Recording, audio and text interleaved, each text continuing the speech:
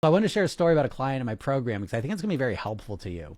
So we got on the call yesterday and they go, I'm really upset with myself because I ate a blueberry muffin for breakfast. And so I said, well, what did you want to do? And they go, I didn't want to eat the blueberry muffin. I said, well, what did you want to do? They go, I didn't want to eat anything. I said, okay, well, here's your problem. And I think this is a problem that affects a lot of people that want to lose weight because intuitively you feel like, well, if I don't eat lunch and I don't eat breakfast, then I'm going to cut a lot of calories down. But what ends up happening is by the time you get to the afternoon, you're starving. And then you way overeat the calories that you saved there. It's very hard to control your eating in that place.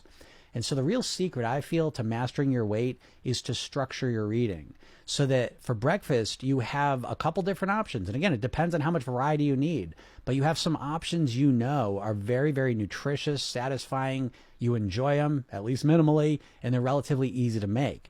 And then you plan on eating those for breakfast because I like to think of each day it's like you're building a house with your meals, with what you're eating.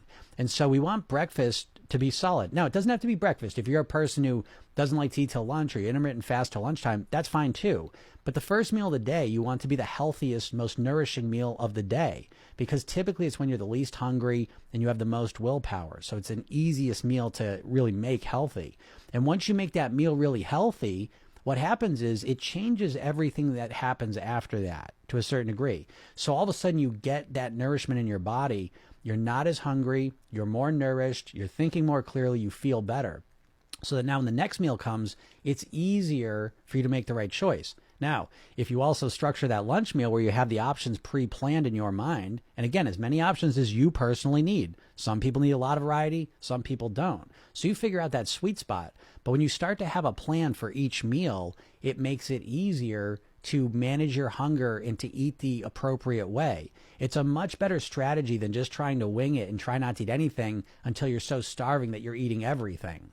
That's not a good strategy. So keep this in mind and start planning out your meals, but just starting with breakfast, okay? Meal planning takes a lot of energy and effort, all right? Sometimes we just minimize and say, oh, just plan all your meals out. It's a lot of work to plan meals. So let's just start with breakfast, okay?